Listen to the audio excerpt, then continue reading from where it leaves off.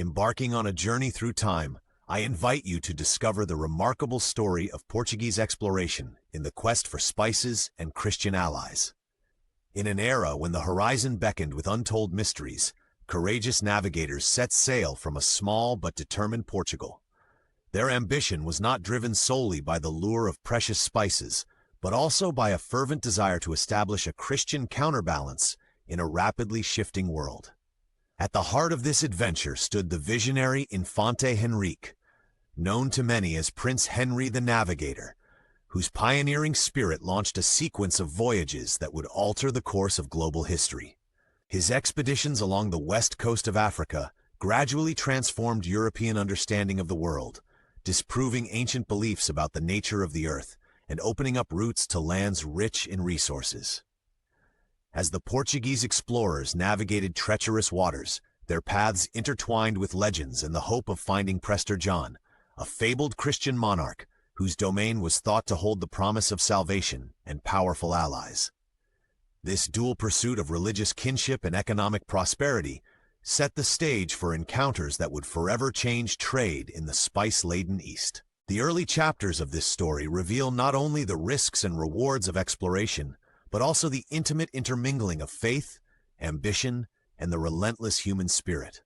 With every voyage, these intrepid sailors edged closer to a destiny that would ripple across continents and centuries.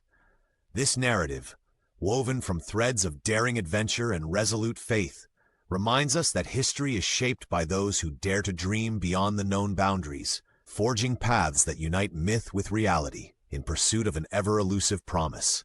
In this epic tale of exploration, every detail shines with the glow of adventure indeed. Under a vivid sunrise along the rugged coasts of Portugal, a bold new chapter in exploration began. Guided by an unyielding optimism, Prince Henry's initiatives were driven by a desire to reveal the unknown and challenge centuries-old geographical assumptions. His strategy was clear. Every successive voyage along Africa's obscure shoreline would not only map uncharted territories, but also gather treasures that could inspire a reimagining of the world. With purpose and precision, navigators confronted the ambiguity of ancient maps, their ships venturing into waters once deemed too inhospitable to hold life. Each expedition brought back morsels of gold, tales of exotic lands, and the spice known as grains of paradise, a subtle flavor that hinted at a broader, richer culinary tradition waiting to be discovered. These early journeys were not only quests for tangible riches, but also daring attempts to align the known world with the dreams of a united Christian realm. As the expeditions advanced, every safe harbor and unexpected encounter served to disprove the long-held belief that the equatorial regions were cursed with unbearable heat. The explorers' bravery steadily undermined ancient Greek legends, proving that the earth supported vibrant communities even in its sultriest reaches. Fueling the ambitions of Portugal, these forays into the Atlantic fringes were marked by both hope and hardship. The hunters of new trade routes braved tumultuous storms, navigated treacherous reefs, and sometimes clashed with indigenous peoples whose lives and cultures were as mysterious as the lands themselves. Amid these adventures, the enigmatic figure of Prester John loomed large, a symbolic promise of a Christian kingdom that could provide powerful allies against formidable adversaries. This blend of spiritual longing and material ambition spurred the explorers further. The narrative of these early expeditions is one of determination and discovery, where every wave and every gust of wind carried with it a whisper of a new future. The legacy of Prince Henry's quest remains a testament to the human spirit, ever eager to step beyond familiar shores in search of fortune, faith, and profound understanding of the vast world that lay ahead.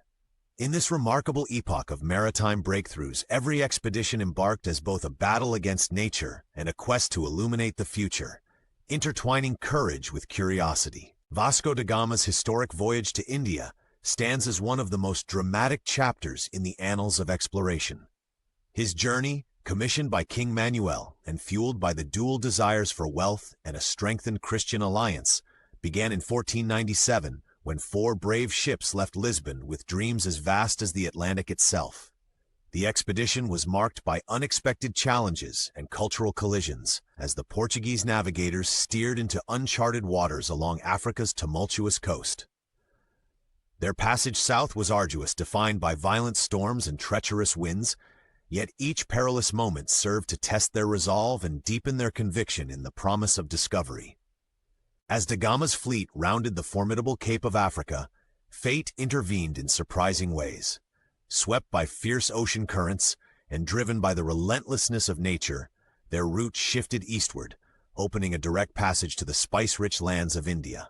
Along this epic course, da Gama's men encountered local sultans who, at first, mistook the intruders for Muslim traders, fueling tensions that rapidly escalated. In a twist of historical irony, the explorers' identity became muddled among those they sought to befriend, leading to unexpected clashes and mishaps that underscored the complexities of intercultural contact. Upon reaching Calicut on India's Malabar coast on May 20, 1498, the Portuguese explorers stepped into a world of vibrant bazaars, exotic aromas, and an abundance of spices that would forever alter European palates. Despite arriving in a land alive with the promise of wealth, da Gama and his men struggled with misunderstandings. Local Hindus were mistaken for fellow Christians, while intricate religious iconography was seen through the prism of European sensibilities. Casual comparisons of Hindu deities with familiar Christian figures inadvertently sowed confusion, and tensions quickly mounted as cultural misinterpretations led to skirmishes on unfamiliar shores. In the midst of these turbulent exchanges, the explorers left behind degradados, outcasts deemed expendable, who ventured ashore in hopes of forging initial contacts with local merchants. Their brief interactions were marked by language barriers and mutual suspicion, yet they opened a window into a sophisticated network of trade that spanned the vast expanse of the Indian Ocean. Each gesture, every clash, and every cautious alliance reflected the immense challenges of bridging worlds separated by centuries-old traditions and differing worldviews. Da Gama's return to Lisbon in September 1499, with meager spoils of spices such as pepper, cinnamon, cloves, and ginger, nevertheless ignited the imaginations back home, affirming for Portugal the viability of a sea route to the east. In retrospect, this daring expedition not only revolutionized European navigation, but also laid the cornerstone for centuries of cultural exchange and conflict. Filled with both triumph and tragedy, da Gama's voyage remains a powerful reminder of humanity's unyielding quest for discovery and its ability to unite diverse worlds through the shared language of adventure and ambition. This epic journey, marked by both cultural marvels and unforeseen hardships, continues to spark the imagination of generations seeking to understand our interconnected past indeed. Building upon the success of early voyages, Portugal's ambitions expanded into a multifaceted strategy that combined trade, religion, and merciless monopolistic tactics. The royal court, especially King Manuel, envisioned a future where Portuguese merchants could dominate the spice routes and overthrow the centuries-old Muslim-controlled trade networks in the Indian Ocean. This newfound ambition was not solely about accumulating wealth. It was deeply intertwined with a quest to establish a formidable Christian presence in foreign lands. The Portuguese crown saw the spice trade as a vital conduit to both economic prosperity and spiritual empowerment, believing that redirecting wealth from Muslim hands would in turn fortify Christendom. In this era of religious fervor, the issuance of the cartaz, a naval trade license, became a defining instrument of Portuguese policy. This permit, enforced by heavily armed ships and strategic outposts, was imposed on any vessel wishing to dock in certain Indian Ocean ports. Its purpose was twofold: to secure a steady stream of exotic spices and to serve as an emblem of Portuguese authority over the seas. The cartaz system effectively transformed commerce into a form of conflict, pitting European naval might against the traditional unarmed trade practices that had long reigned in the region. As the Portuguese sought to reshape the dynamics of Eastern trade, their aggressive stance often led to violent encounters. The state-sponsored military expeditions not only harried Muslim traders, but also undermined local rulers who had become accustomed to centuries of relatively peaceful commercial exchange. The imposition of foreign regulations disrupted established customs, and the sheer presence of armed Portuguese vessels sent ripples of uncertainty through ancient trading hubs. Through these unyielding actions, Portugal not only aimed to secure a monopoly over the spice trade, but also to export its vision of a world order governed by Christian principles. This ambitious endeavor would eventually reshape international commerce, leaving an indelible mark on the history of global trade. By intertwining economic strategy with the fervor of religious reform, the Portuguese forged a new era in which control of sea routes became synonymous with ultimate power. Inspired by this fusion of commerce, faith, and power, Portugal's relentless pursuit of dominance forged a transformative legacy that forever reshaped global trade and cultural boundaries. Indeed, Pedro Álvares Cabral's expedition marked a wild turn in Portugal's exploratory saga, as fate led his fleet to distant shores beyond the established route to India. Sailing under a banner of bold ambition, Cabral's command was both a continuation of Portuguese zeal for spice trade and an unexpected foray into unknown lands. The journey commenced with determination, as 13 ships set out in 1500, each vessel brimming with hopes of uncovering new trade routes while upholding the perceived duty to spread Christianity.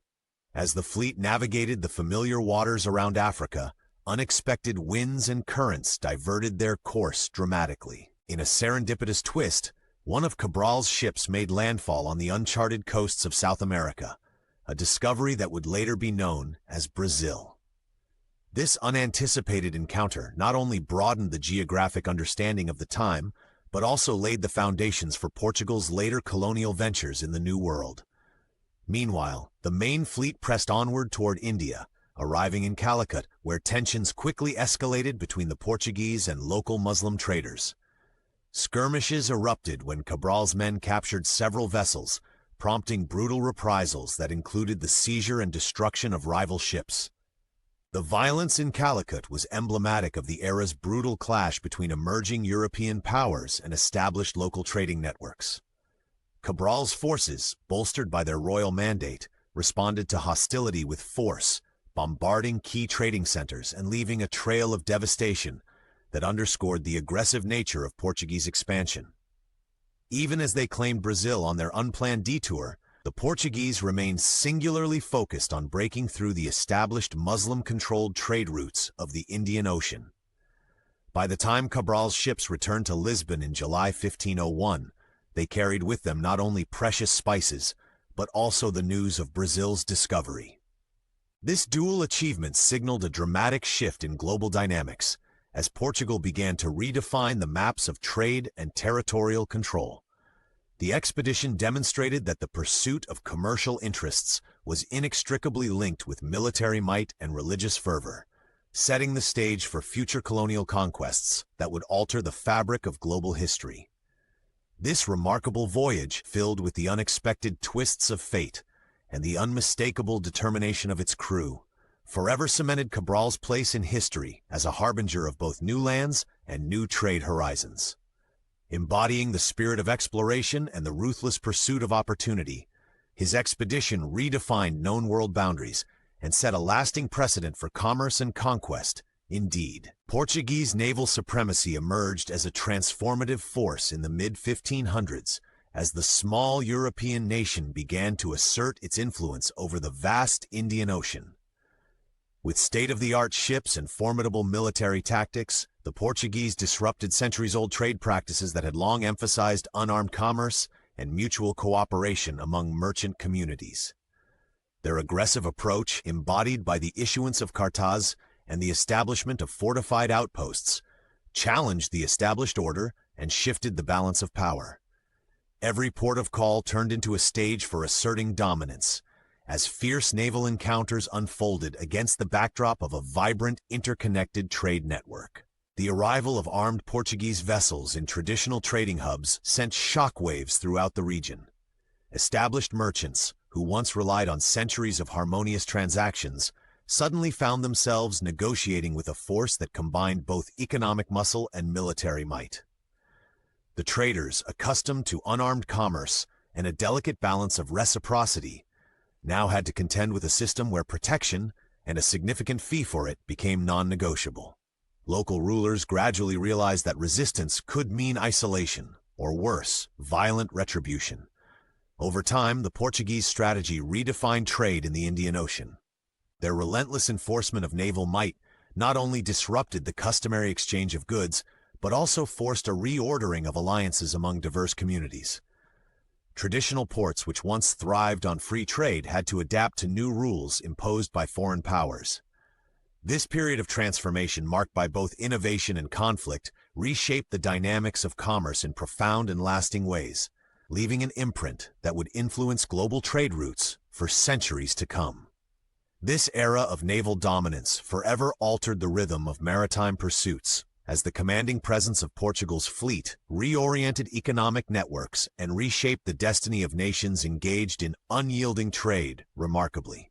The enduring legacy of Portuguese exploration resonates in the evolution of global trade. Despite falling short of establishing an absolute spice monopoly, Portugal's pioneering ventures fundamentally altered the dynamics of commerce between East and West.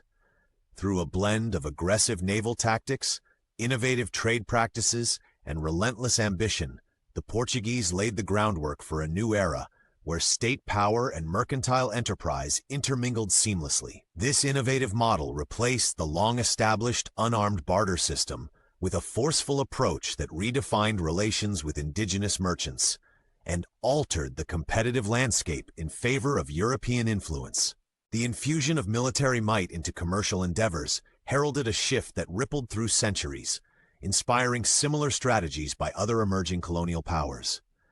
As rival nations adapted to this new paradigm, the very nature of trade and diplomacy transformed, with maritime supremacy becoming a cornerstone of international ambition.